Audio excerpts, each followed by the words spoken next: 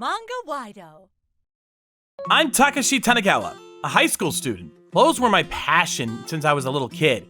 And no matter how much I cried, my grandmother told me that if I walked into a clothing store, I would stop crying immediately. I started making and arranging my own clothes when I was in elementary school. When asked what I wanted for my birthday, I was the kind of kid who would answer, clothes and fabric. Oh, I also want a sewing machine. However, my passion and design sense were not understood by those around me. My parents would tell me to stop since it was embarrassing, and my brother would make fun of me as well.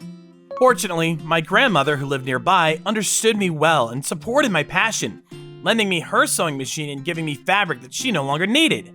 Oh, Takeshi, your clothes look great. Right? I knew Grandma would understand. Would you make something nice for Grandma out of the same fabric? Of course! But when I entered high school, my grandmother, who was the only person that understood me, passed away. I got her sewing machine and sewing tools as a memento. Live your life however you like. With that saying from my grandmother in heart, I decided to pursue my dream. But the incident happened when I went to a school field trip dressed in my casual outfit. What is that? Whoa, Tanigawa's clothes are super ugly, aren't they? You're right. What is he thinking? How can you walk outside in that? Oh no, stay away from me. So ugly. The girls blatantly laughed at me when they saw my outfit.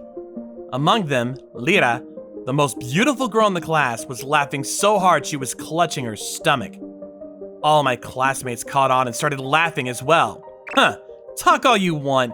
I'm only wearing this because I like it. It doesn't hurt or itch even if you guys don't understand me.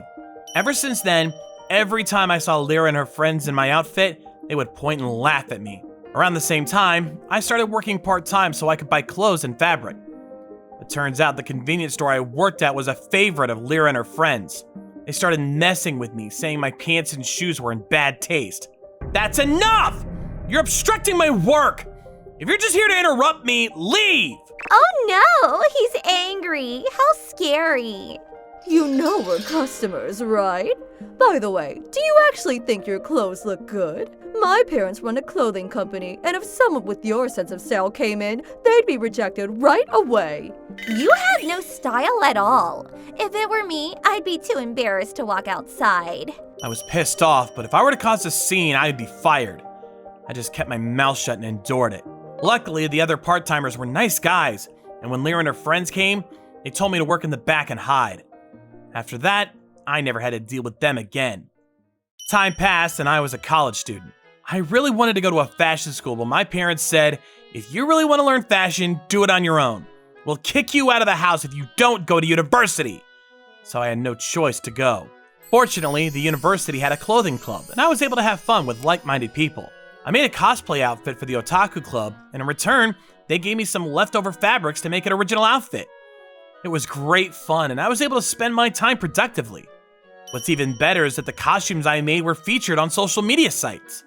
When people in my otaku circle posted my costumes, people spread it around saying things like, "It's beautiful," or "The attention to detail is wonderful."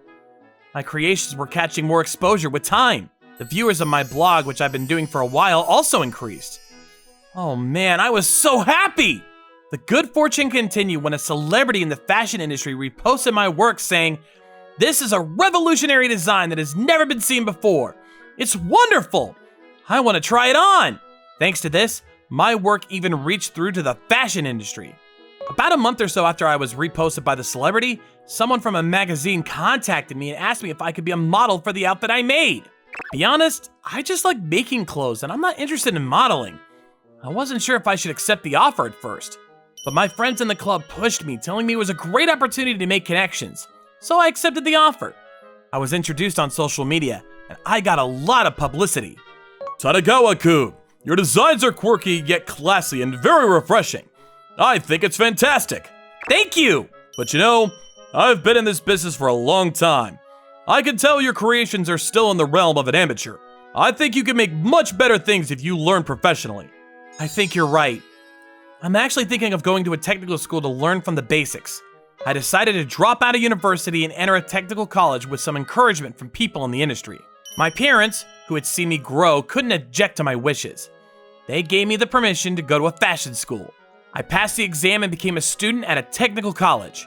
Everything was going well up to that point. However, a few days after I enrolled, I came face to face with the worst of the worst. What? It's Tanigawa! Are you a student here? Is this your new life? That's hilarious. Lyra, you were a student here too? Yeah, I'm gonna take over my dad's clothing company.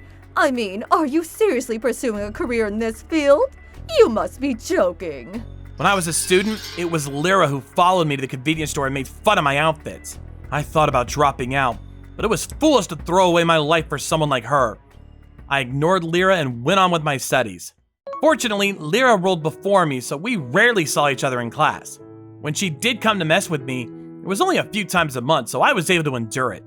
I was blessed with good friends, and through the competitiveness, I was able to learn and improve my skills. As a result, I graduated from the school at the top of my class. Before graduation, I was scouted by a major clothing company and landed a job.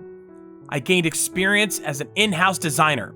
When I first started out, I had to do a lot of overtime and even come in during weekends. But the work was rewarding and, most importantly, fun. I was able to keep at it without any hardship. In my 5th year with the company, I was selected as a project leader, and my life as a designer was smooth sailing. I was in the midst of this when I received an offer from a TV station. I was told that it was an opportunity to speak to a group of young people who were up next in their respective fields.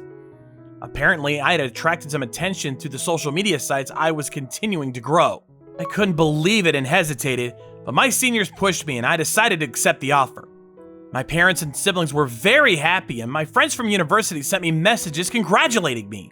Then I got a call from someone I never thought I'd ever hear from. It was Lyra. Apparently, Lyra saw me on TV and was astonished. Lyra had graduated from the technical college before me, so she didn't know about my achievements. She probably thought I was going to be a mediocre designer who wouldn't succeed. I'm sorry for making fun of you back then. What do you want from me all of a sudden? I'm busy. I don't have time for you. Being annoyed, I kept ignoring Lyra's persistent messages when one day she confronted me unexpectedly. I had no choice but to listen to what she had to say. Her former demeanor was gone, and she started talking with a serious look on her face. I need your help with the company.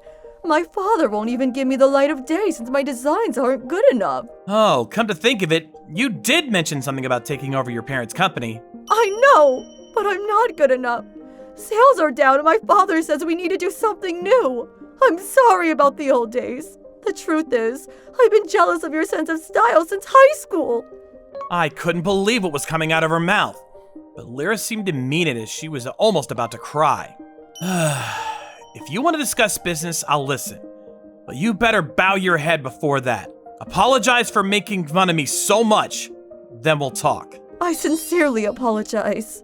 Lyra bowed deeply and apologized, so I decided to meet her on a different day to discuss. When I spoke with Lyra's father, he told me that sales of their mainstay children's clothing business had declined, and they were now on the edge of a cliff. He offered me a pretty big sum of money, saying, "This is what we have left." Risking the fate of the company, he wanted me to take creative control. I was just thinking about starting my own business as a designer, so when they asked for my help, I thought I had no choice but to do it. I made up my mind and resigned from my current company. And as my first job after becoming independent, I signed a contract with Lyra's company. As a result, Lyra's company recovered. I used the name recognition I had built up over the years to introduce the product on social media sites, and it paid off. Lyra's father cried with Lyra and thanked me, saying, "Thanks to you, we've hit our highest profit margins ever." Thank you. We couldn't have done it without you. Thank you so much. Well, I realized new possibilities for myself this time too, so thanks for that. In fact, this was the first time I designed and commercialized children's clothing. There was a lot to learn. I was also able to practice effective use of social media. The live streaming marketing that Lyra suggested was also a method I'd never thought of, and I was honestly surprised to learn such method existed. As she thanked me, Lyra hugged me in tears. Thank you, Tanigawa-kun. Please, keep in touch with me. Yeah, it's a pleasure. Lyra and I got married 3 years later. When I invited my high school classmates to the wedding, they were all surprised. You never know what happens in life.